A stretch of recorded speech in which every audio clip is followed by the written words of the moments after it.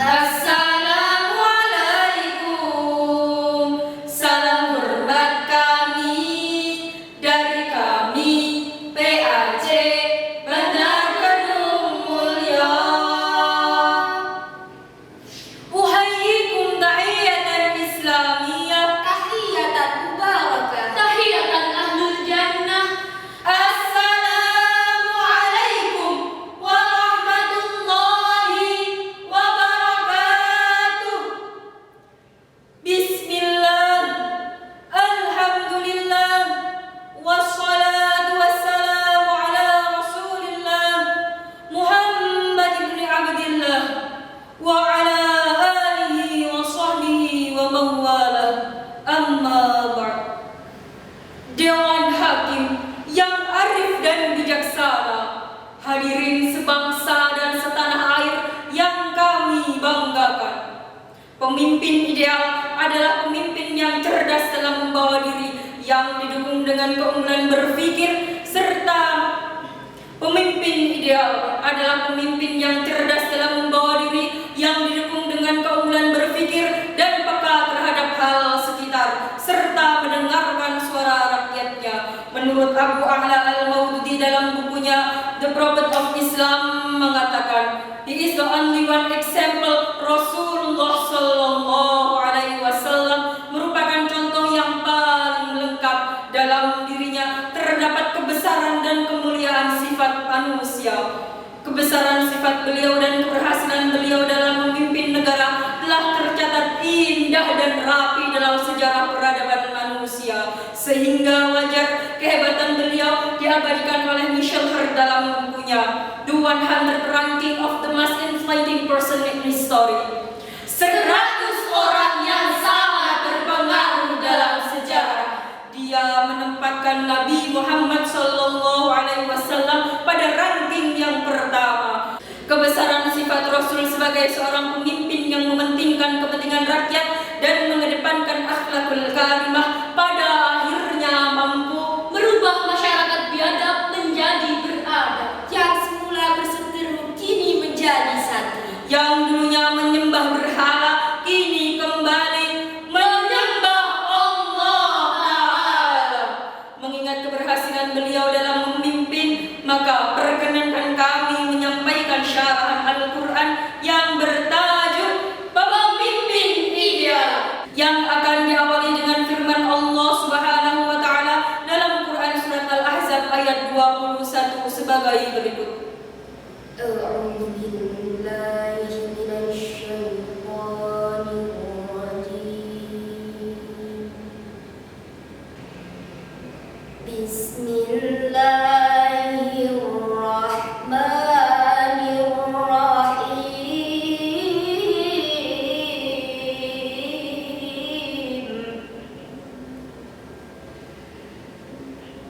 Laqad kana lakum fi rasulillahi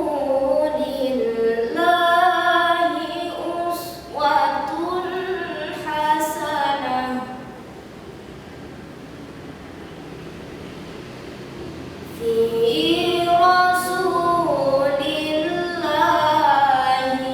uswatun hasanatun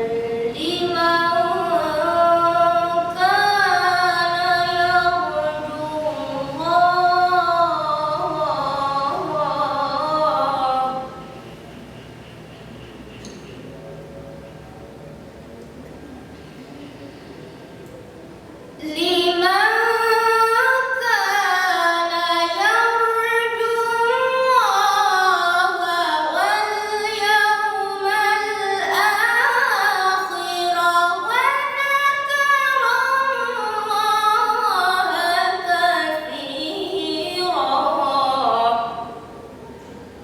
Aku berlindung kepada Allah dari godaan setan yang terkutuk dengan menyebut asma Allah yang Maha Pengasih lagi Maha Penyayang.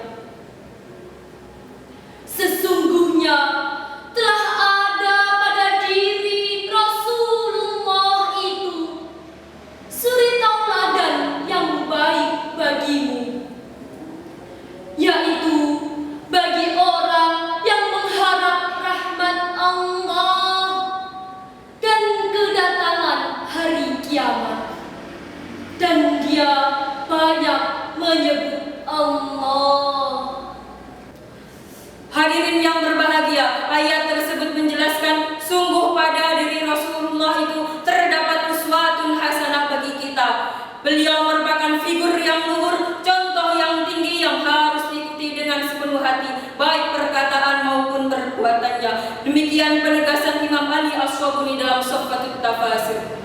Dari ayat tadi dapat diambil kesimpulan bahwa Rasulullah Shallallahu Alaihi Wasallam merupakan figur yang paling patut kita teladani, termasuk dalam hal kepemimpinan, sebab beliau termasuk sosok seorang pemimpin ideal yang sangat berhasil dalam dunia. Bahkan beliau menjadi rahmatan linnas, rahmat bagi manusia, dan rahmatan lil alamin, rahmat bagi seluruh alam. Hadirin yang kami hormati, pada dasarnya setiap manusia adalah pemimpin, minimal pemimpin terhadap seluruh metafisik dirinya, dan setiap pemimpin akan dimintai pertanggungjawaban tentang kepemimpinannya. Hal ini sebagaimana sabda Rasulullah Sallallahu Alaihi Wasallam yang maknanya sebagai berikut: ingatlah, setiap kalian adalah seorang pemimpin dan akan dimintai pertanggungjawaban tentang kepemimpinannya. Seorang suami adalah pemimpin bagi rumah tangganya, dan seorang wanita adalah pemimpin rumah tangga suami dan anak-anaknya. Ingatlah, setiap kalian adalah pemimpin dan akan dimintai pertanggungjawaban tentang kepemimpinannya. Kemudian dalam Islam, seorang pemimpin yang baik adalah pemimpin yang memiliki sekurang-kurangnya 4 sifat dalam menjalankan kepemimpinannya, sebagaimana sifat Rasulullah Sallallahu Alaihi Wasallam, yakni siddiq yang artinya jujur sehingga ia dapat dipercaya oleh orang-orang yang dipimpinnya, tabligh yang artinya menyampaikan atau kemampuan bernegosiasi dan berkomunikasi. Tabligh yang artinya menyampaikan atau kemampuan berkomunikasi dan bernegosiasi. Amanah yang artinya dapat dipercaya atau bertanggung jawab dalam menjalankan tugasnya. Fatanah yang artinya cerdas, yaitu kecakapan dalam membuat perencanaan, visi, misi, strategi, dan mengimplementasikannya. Selain itu juga dikenal ciri pemimpin Islam, di mana Nabi Sallallahu Alaihi Wasallam pernah bersabda, pemimpin suatu kelompok adalah pelayan kelompok tersebut. Oleh sebab itu, pemimpin hendaknya melayani, bukan dilayani, serta menolong orang untuk maju. Dr. Hisham Yahya Al-Talib mengatakan ada beberapa ciri penting dalam Islam yang menggambarkan kepemimpinan Islam.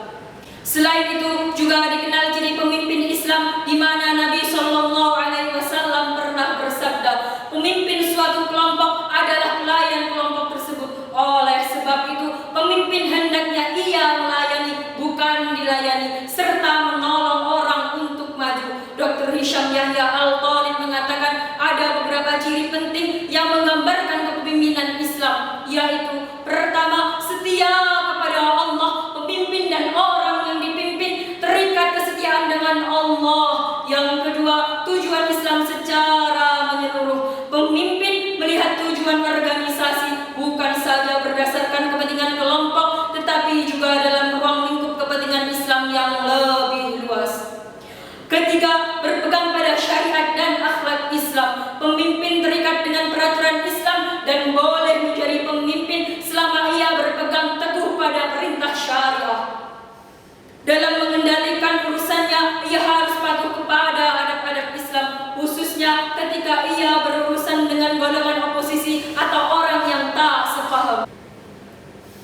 Yang keempat, pengemban amanah. Pemimpin menerima kekuasaan sebagai amanah dari Allah Subhanahu wa Ta'ala yang disertai dengan tanggung jawab yang besar. Al-Quran memerintahkan pemimpin melaksanakan tugasnya untuk Allah dan menunjukkan sikap yang baik kepada pengikut dan bawahannya. Dalam Al-Quran, Allah Subhanahu wa Ta'ala berfirman,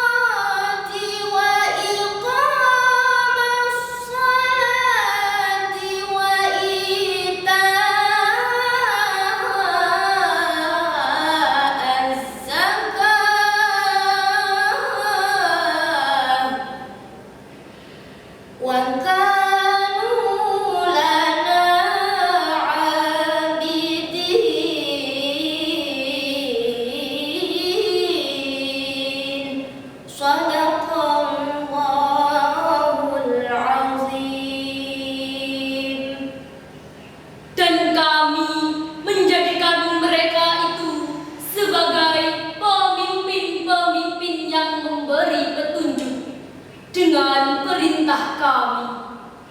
Dan kami wahyukan kepada mereka agar berbuat kebaikan, melaksanakan salat dan menunaikan zakat. Dan hanya kepada kami mereka menyembah. Maha benar Allah dengan segala firman-Nya, dan Dialah yang Maha Agung. Hal lain yang perlu diperhatikan adalah adanya prinsip-prinsip dasar dalam kepemimpinan Islam, yakni musyawarah, Keadilan dan kebebasan berpikir. Secara ringkas, kami ingin mengemukakan bahwasannya pemimpin Islam bukanlah pimpinan tirani dan tanpa koordinasi, tetapi ia mendasari dirinya dengan prinsip-prinsip dasar Islam, bermusyawarah dengan sahabat-sahabatnya secara objektif dan dengan penuh rasa hormat, membuat keputusan seadil-adilnya dan berjuang menciptakan kebebasan berpikir, pertukaran gagasan yang sehat dan bebas, saling kritik dan saling menasihati satu sama lain. Sedemikian rupa sehingga para pengikut atau bawahan merasa senang mendiskusikan persoalan yang menjadi kepentingan dan tujuan bersama. Pemimpin Islam bertanggung jawab bukan hanya kepada pengikut atau bawahannya semata, tetapi jauh lebih penting adalah tanggung jawabnya kepada Allah selaku pengemban amanah kepemimpinan. Kemudian perlu dipahami bahwa seorang muslim terkadang diminta memberi nasihat bila diperlukan, sebagaimana hadis Nabi Shallallahu Alaihi Wasallam dari Tamim bin Aus meriwayatkan bahwasannya Rasulullah Shallallahu Alaihi Wasallam pernah bersabda, agama adalah nasihat. Kami berkata, kepada siapa? Beliau menjawab, kepada Allah, kitabnya, Rasulnya, pemimpin umat Islam dan masyarakat kaum. Sebagai akhir dari syarah ini, dapat kami simpulkan bahwa seorang pemimpin adalah pengemban amanah. Oleh sebab itu, pemimpin harus bercermin dan mengambil cara dan strategi Rasul dalam memimpin dan mengemban amanah, yaitu selalu mengutamakan kepentingan rakyat dan mengedepankan akhlakul karimah dalam memimpin. Seperti inilah pemimpin yang kita harapkan. Mudah-mudahan di masa yang akan datang bisa kita dapatkan agar masyarakat kita bisa makan penuh dengan keridhaan Tuhan. Amin, amin, ya rabbal alamin. Demikian syarah Al-Quran yang dapat kami sampaikan. Semoga bermanfaat. Salah khilafnya mohon maaf.